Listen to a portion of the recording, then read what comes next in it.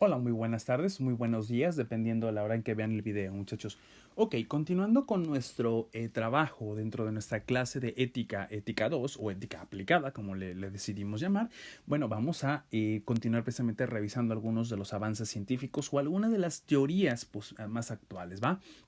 Ok, el día de hoy toca el turno prácticamente a una teoría, o perdón, un avance científico y médico que se le conoce como la eugenesia.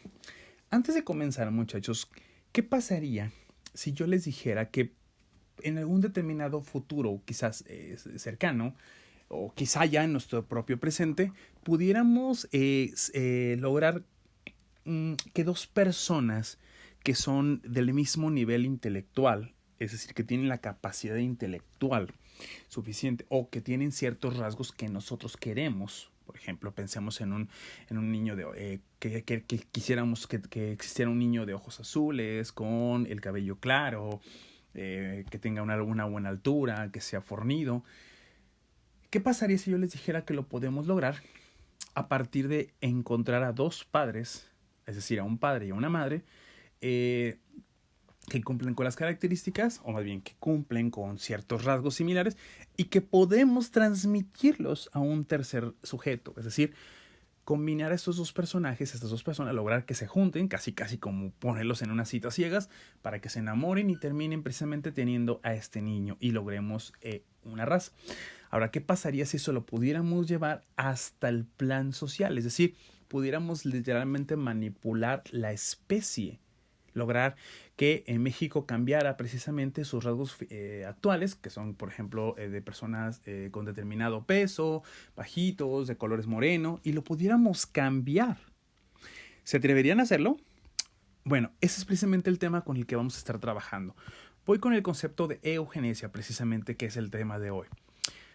El concepto de eugenesia, dice, ha estado presente desde tiempos remotos. Un ejemplo de esto corresponden a las ideas de Platón, quien creía, dice, que la reproducción humana debía ser controlada por el gobierno. Platón registró estos puntos de vista en un texto que se le llama La República, donde afirmaba que los mejores deben de cohabitar con las mejores tantas veces como sea posible y que los peores deben de cohabitar con las peores. Es decir, ¿a qué se refiere con los mejores y con los peores? Bueno, lo que Platón va a llegar a considerar como los mejores o las mejores son personas, hombres y mujeres que tienen un nivel intelectual muy por encima del cotidiano. ¿Va? Entonces, si tú reconocieras a dos personas con capacidades intelectuales muy superiores a las comunes y tú sabes que si logras que se casen, tengan un hijo, ese hijo va a heredar su genio, su intelecto, y vas a lograr manipular a la especie de manera de que tarde que temprano tengamos toda una sociedad llena de seres humanos con esa capacidad, pues sería interesante, ¿no? Bueno, pues es que este es más o menos lo que propondría Platón. Es decir, combinar precisamente esos. Y los peores, es decir, los un poquito, los que no tengan un nivel intelectual lo suficientemente, o más bien un nivel intelectual común, pues entonces lograr que cohabiten entre ellos para que la especie ahí se quede.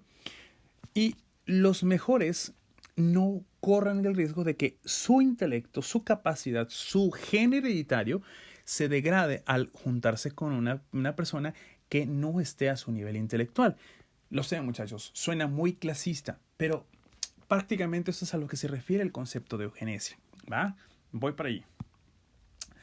Dice, todas estas ideas, bueno, no fueron realmente significativas hasta que en los años 1860 y 1870, entre esos 10 años, un personaje llamado Sir Francis Galton sistematizó estas ideas y costumbres de acuerdo al nuevo conocimiento sobre la evolución del hombre y los animales provistos por la teoría de su primo Charles Darwin. Ok, rapidísimo una introducción.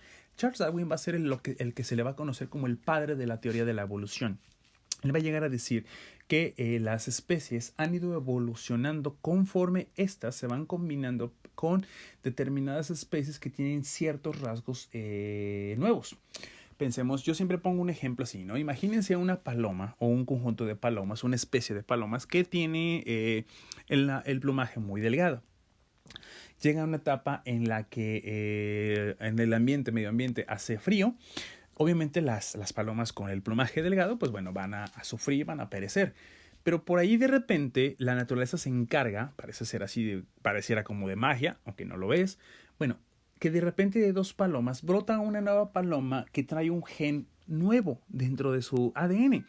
Y entonces nace con un plumaje mucho más amplio, mucho más, ¿cómo se le puede decir? Mucho más gruesecito. De manera de que esto le permite sobrevivir precisamente al aire o al tiempo.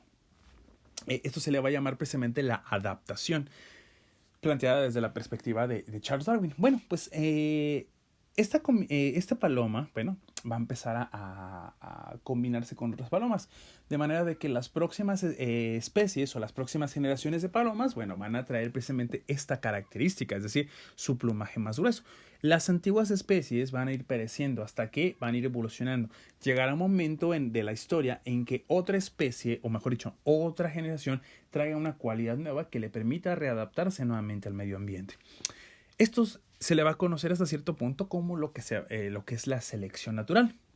Pero ¿qué pasaría si Sir Francis Galton nos va a decir que se puede llegar a manipular esto y plantearlo, o más bien utilizarlo para lograr mejorar la especie humana?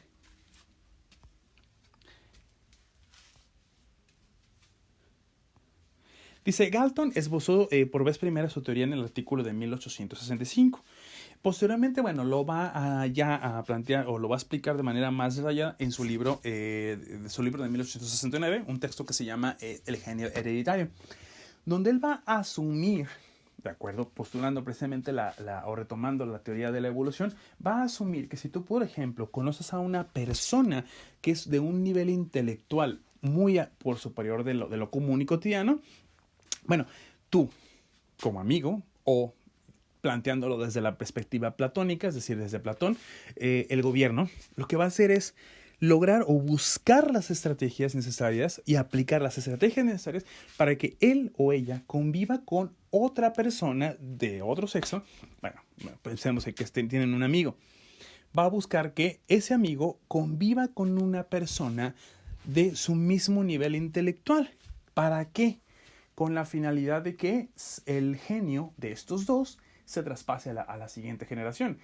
Y entonces ese niño, en algún momento determinado, lo van a volver a manipular las cuestiones sociales para que vuelva a convivir con otro niño u otra niña de carácter intelectual similar y vuelvan a transmitir el genio. Es como si buscáramos que toda la herencia genética se transmitiera de generación en generación sin que se pierda.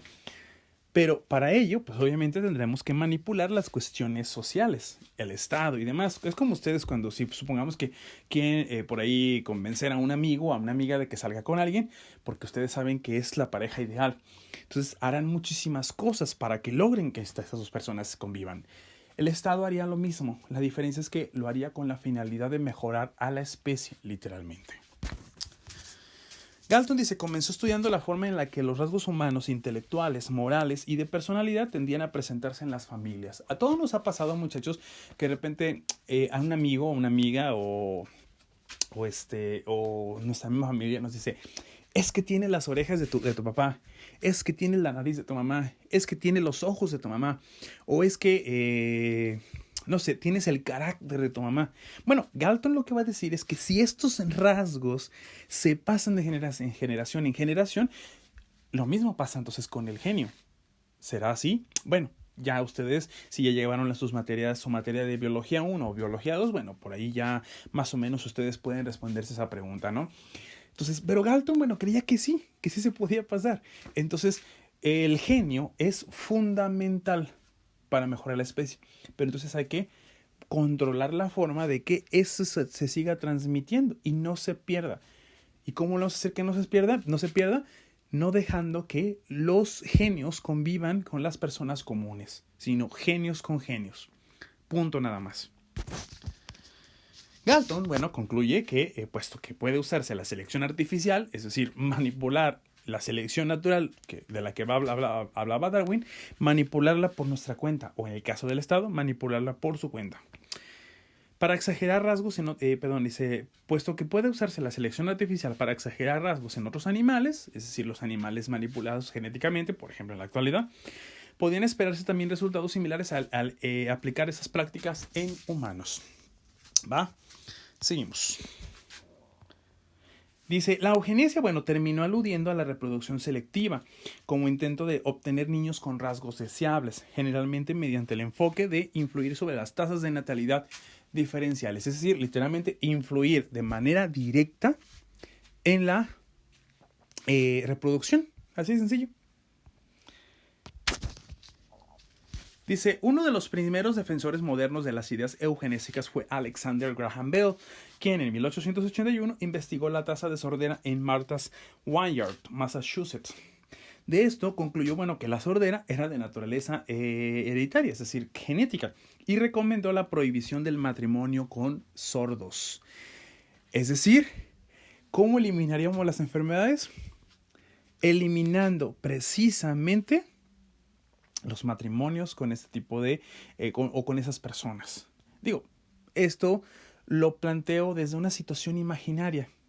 Desde mi perspectiva, hasta cierto punto no estoy de acuerdo quizá con esta teoría, pero aquí lo estamos revisando desde una perspectiva más objetiva, es decir, desde una perspectiva ética, es decir, estamos aplicando nuestros conocimientos sobre las teorías que hemos visto ya, para analizar si esto es correcto o no. Es decir, si sería correcto o no hacerlo, muchachos. Esa es la pregunta que va a salir para la tarea. Ustedes, si tuviéramos el poder de esto, es decir, de controlar esto, ¿ustedes lo harían? Les pregunto esto porque en la actualidad ya existe un método que se llama CRISPR. CRISPR 9, es S9, parece que es CRISPR 9. Básicamente, muchachos, este es un sistema de manipulación genética. Es decir, tú puedes cortar ciertas cadenas o ciertos fragmentos del ADN, reemplazarlos por otros. O al menos dentro de lo que son los experimentos, ya se ha llevado o ya se han logrado algunas cosas dentro de la fase experimental.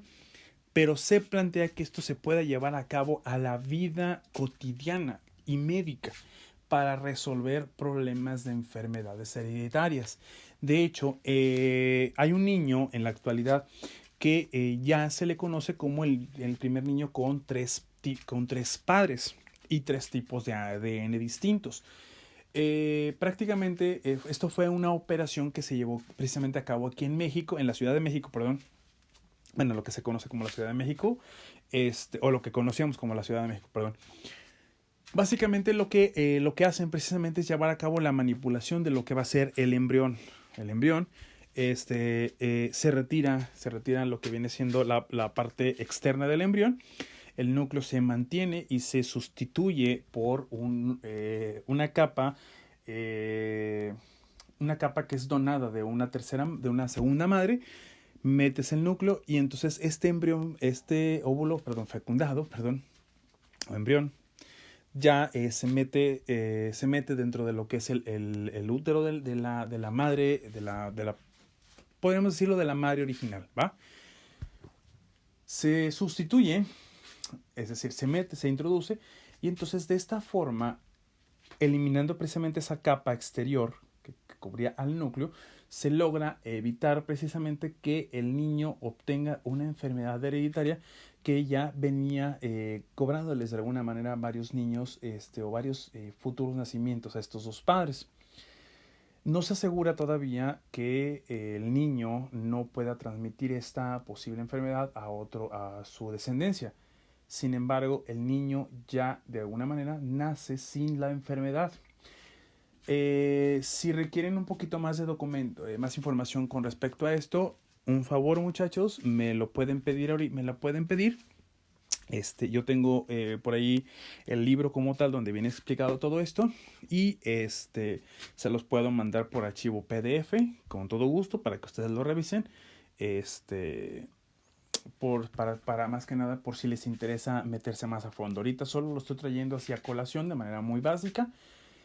Más que nada porque me interesa precisamente especificar o mostrar que de alguna manera ya se puede, o sea, la ciencia ya nos permite hacer ciertos cambios, ciertas modificaciones que antes hubieran sido simple y sencillamente ficción. Pero bueno, entonces todo esto, desde el planteamiento ético, nos trae la pregunta del millón. y que también por ahí va a ir relacionado un poquito con la tarea que les voy a dejar en esta ocasión. La primera tarea que yo les había mencionado era, ustedes lo harían, es decir, manipularían precisamente o estarían de acuerdo con esta manipulación selectiva por parte de a lo mejor del gobierno o de alguna institución para lograr que mejoremos la especie. Y la segunda pregunta es, ¿ustedes consideran que el ser humano tiene la capacidad moral para tener este poder en sus manos? Es decir, el poder de la selección artificial. Entonces, son dos preguntas. ¿Va, muchachos? Si tienen alguna duda, con todo gusto me la pueden hacer. ¿Va? Que tengan buena tarde.